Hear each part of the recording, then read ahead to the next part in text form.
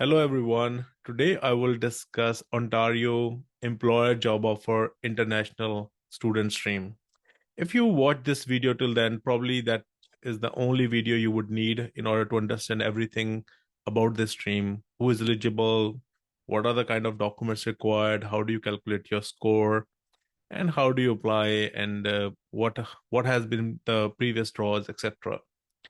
So before that, let me introduce myself. My name is Sandhu, and I'm a regulated Canadian immigration consultant based out of Ontario, Canada. And here's a disclaimer. So this video is only for informational purposes.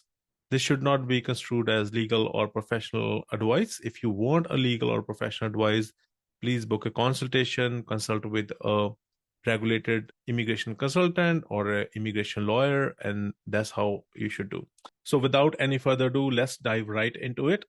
So first look at the name of the stream. It's Employer Job Offer International Student Stream. So what does that mean? So first of all, employer plays a critical role. So employer has to give you a permanent and full-time job offer, right? And the second thing is that employer also need to support in form of, giving you a specific form, which Ontario PNP has created. So that is second thing. And the third thing which you notice is that it is international student stream, which means that the student has to be graduate from an eligible program and from an eligible institute. So we'll talk about that because they have a list of eligible programs and they also have a list of eligible institutions from where you should have done your credential, right? And let's dive right into the actual website and see what they say, right? Now, first thing is that this specific stream requires that the job offer has to be in a skilled occupation, right? So skilled occupation means that it has to be in a tier category 0, 1, 2, 3 of the NOC course, right? And this stream is open both to international students inside and outside Canada. And another important thing in this stream is that work experience is not a requirement, right? So this is really good for those who, for example, let's say just recently graduated, they don't have any work experience, so they could still qualify.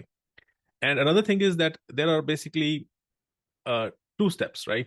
So first you create your profile. The word they use it is register an expression of interest, right?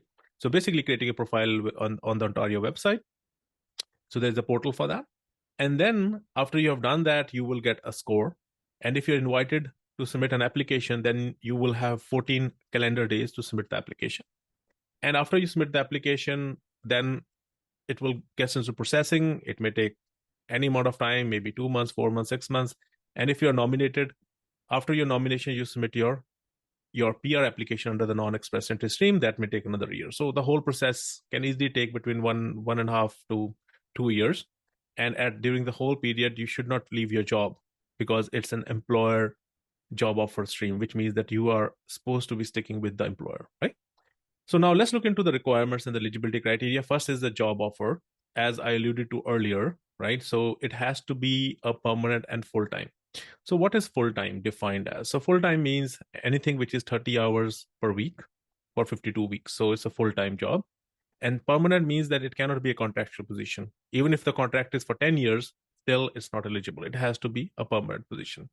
Second thing is eligible occupation. It has to be tier 0, 1, 2, 3. We have already discussed that. Then it should also meet the low wage level. So how do you find the low wage level? For example, you can go to Job Bank and look at any kind of job. For example, let's say somebody is food service supervisor, and I can look for that person. Let's say food service worker or manager. Let's say manager, for example, right? And then you can see the low wage in Ontario, and you can look into that. It's around $17.20, $17.20, pretty much in all the regions. So it has to be more than that. The only exception in that case is that if you are part of, let's say, a union, right? Then there's a collective agreement. Then those things do not matter, right? Anyway, this stream is pretty good that they're asking for low wage because many other streams, such as foreign worker stream and many other Ontario, they ask for median wage. So it's a good position is urgently needed to employers' business, and work has to be based in Ontario, right? Then there's some applicant requirements, as I mentioned already. So you just can't, submit the application by yourself. You first have to be invited, and to be invited, you need to be basically have to create an expression of interest. Think of it as like a pre-application. Then you ought to have met the education requirements. Now, this is very important. So they have actually given a link of the eligible Canadian institution, eligible Ontario institution. So make sure to check that. So first, you need to have done either of the following, right? One of the following at least: an undergrad degree or diploma that takes 2 years if pursued on a full-time basis, or a graduate degree or diploma that takes at least 1 year if pursued on full-time basis. And if it is an Ontario education, it could also be a college graduate diploma or certificate. Sorry, let me repeat. College graduate certificate that takes at least 1 year to complete if pursued on a full-time basis. A university graduate certificate that takes at least 1 year to complete if pursued on a full-time basis, right? So even though it's written that should be 15 hours, but in reality, it is decided by the institution. The institution basically decide whether something is a full-time or a part-time, right? You need to have a valid license or authorization if you are going to be working in a field which is regulated. For example, let's say if you're working as an early childhood educator, or you're working as a plumber, or any of those kind of professions which are regulated. So you need to have that license before you can start that work, right? Intention to live in Ontario. So if you are not planning to live in Ontario, then this stream is not for you, because you want to prove them that you have an intention to live in Ontario after you're granted permanent residence. So it could be through many ways, right? So have worked or studied in Ontario, you have friends or family, professional network, you applied jobs. So there are many ways you can prove that. And if you're applying within Canada, you must have a legal status at the time you apply and maintain that status. And this is another important thing. So application period is within 2 years of meeting the requirements to obtain your degree, diploma, or certificate, right? So they've also given examples. So it could be your conferral date in a way. And the important thing is, when they're talking about application, they're not talking about registering an expression of trust. So think of registering an expression of trust as pre-application. So they're talking about application, right? And then employer requirements. So this is something very interesting. So it's not like many other streams such as Nova Scotia or some other where the criteria is less stringent. Here, you can look at the employer requirements. So the employer has to be 3 year in active business in Ontario, and should not have any violations related to Ontario employment standards and Occupational Health and Safety Act. And then the revenue requirements. So now, let's say if you have a job in GTA, if you get a job offer in GTA, right? And in that case, the revenue requirement for the employer is $1 million in the last fiscal year, total gross revenue. And if it is outside GTA, it is $500,000. Similarly, full-time employment requirements. So if you're going to be working at a location inside GTA, then at least 5 full-time employees has to be Canadian citizens or permanent residents who work at the same location you work, or they report to work at the same location you report to work, right? And if it is outside GTA, it is 3. So this report to work concept comes, for example, in certain jobs which are like mobile in nature, right? So let's say somebody working in construction, so they may not be working at a certain location. They might be working for client location, but they're reporting to some kind of administrative office or branch, or their supervisor might be at certain position, so that might decide the location. And then you have the employer form. So this is the form which you need to submit with the application, right? So very, very important.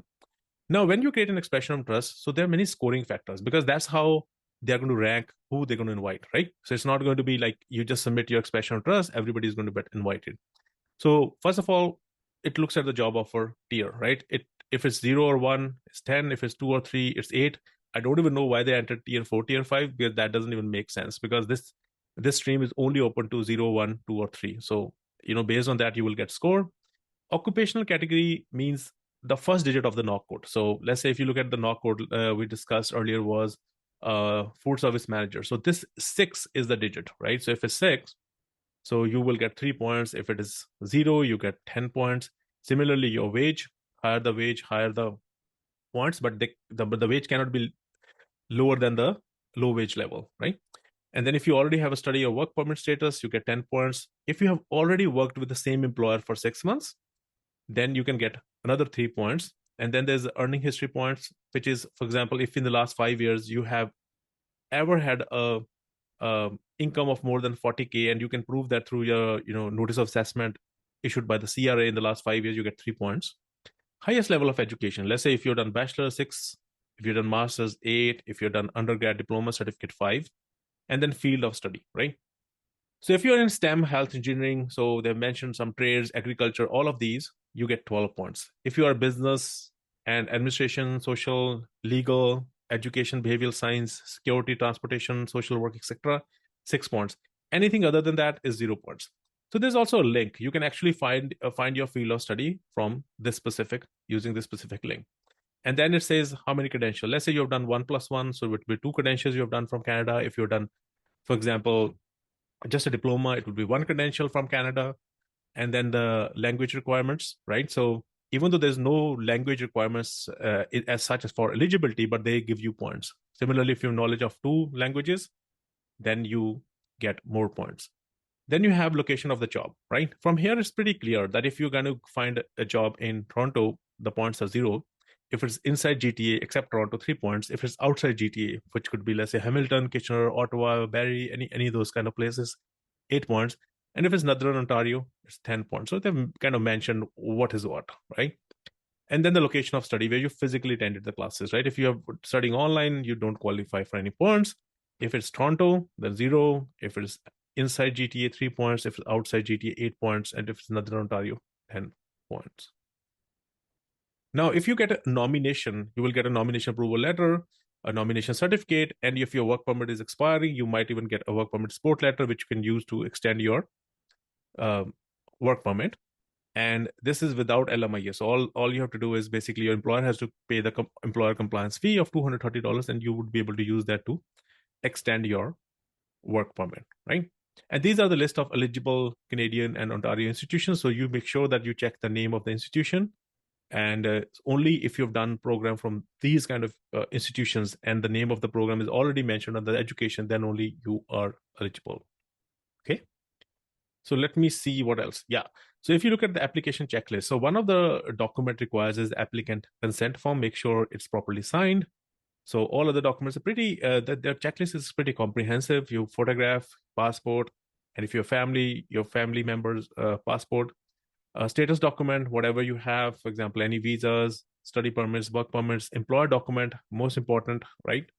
Because this is employer stream. So job offer letter, if you're currently working, so you will have to provide pay stubs, any license, educational documents, a resume, intention to reside in Ontario. And these are basically all expression of interest scoring factors. So whatever you saw that initially that there were some scores for each of those factors. So you, in order to get those scores, you need to provide the those documents, right? And if there's any change in information, you need to inform the OINP after you submit your application, right? Now let's look at the previous draws, right? So if you see in this year, there were a number of draws, right? So it is, let me just count, 1, 2, 3, 4, 5, 6, 7, 8, 9, 10, 11. So a couple of draws, a lot of draws. And if you see that there are only few were general draws. So general draw means that anybody who has a certain score could be eligible, but then all the other occupations were targeted occupations. So what does targeted occupations mean? So every time they conduct a draw, so they basically list occupations, certain knock codes, only which those are eligible, right? So for example, the first draw which happened on February 8th, so one of them was targeted draw for health and tech. So they have mentioned the list of health and tech occupations which are eligible. Similarly, during June 11th and 17th, there was only a draw for early childhood educators and assistants. So the score was 60 and 65. And the last draw which happened on September 10th, before this video was recorded, so that was also in the healthcare profession. So now let's see how do you use the OANP e-filing portal. First, you go here. If you click this particular thing, it will show you the portal. So you say continue, and then you basically create your account. And then it will have options of how to register a stream.